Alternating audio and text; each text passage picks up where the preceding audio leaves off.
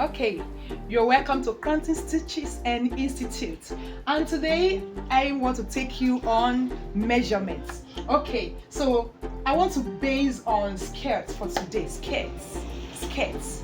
So we have basic measurements for skirts. Basic measurement for skirts. Irrespective of the length, your skirt has some basic notes you need to take. Like we have the length, the waist, the hip line, and of course the hip. So these four, you cannot rule them out when you are taking your measurement for skirts.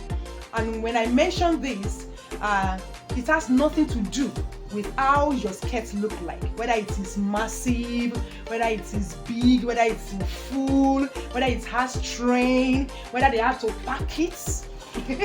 Help you packing it. Okay, so these are the basic measurements that you need for your skirts. If you want it corporate, you want it very smart, you want the wow effect, you need to know these four. Okay, let's go. So I have length, and then how do you know your length? The length of your skirt is taken from the waist, your waist, this is the navel region, to desired length. Desired length could be 3/4, could be above knee, could be full length, like down. Some person may tell you, please touch the ground, I wear high heels. So what you should do when taking measurements of a customer is this: as a professional, ask questions. Excuse me, where do you place your skirt? You need to ask. And the reason is this: imagine if your customer prefer placing a skirt under the navel. Some place it under here, right here, and they have different reason for that. And then you measure the customer from the navel. Imagine this distance to here is like 2 inches already.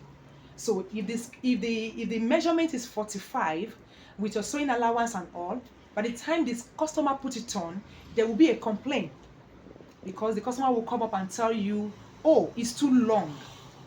That is one major reason why you should ask before taking measurements. So length is of importance for you to know where the skirt should stop. You don't assume for customers, oh, it's a pencil skirt, so it should be below the knee. No, your customer will want their skirt, being a pencil skirt, corporate at that, to be above the knee. So you ask, and then be sure you are doing the right thing. Okay, then number 2 is waist. Waist, like I have it here, waist is tight, round, conference. Mark the word tight. Because there are basic measurements you take with loose, free. Like your measurements, your tape should be very loose while taking them. We'll talk more on that when I am there. But I put tight. Why? Because this particular one, waist, you don't measure it with your measuring tape free and loose. You take it tight. Like you ask the person, is it tight? And until the person say it's tight, then you are good. Reason is this: you don't make waist measurements loose or free. When you do, the customer will struggle with smartness. Okay, so tight, round, circumference. Round circumference in the sense that you don't take waist measurement from the waist like length. You take waist measurement around the waist region, around the navel or under the navel, depending on what the customer or the person wearing it tells you. Okay, it is round circumference. It has to go round and tight. All right, hope you got that. Then the next one is hip line. Hip line.